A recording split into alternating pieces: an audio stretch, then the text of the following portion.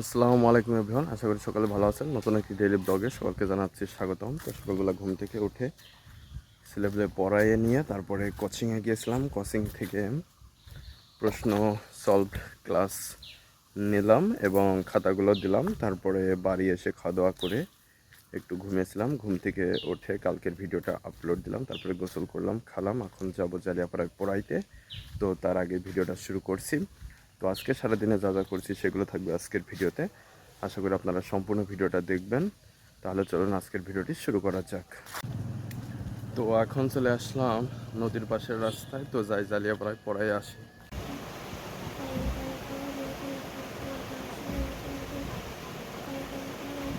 এই যে সোয়াদ পড়তে আছে আমাদের কুষ্টা চাক দেওয়া হচ্ছে। এখানে এসে পড়তে যাবা না? হ্যাঁ, কেমাইয়ে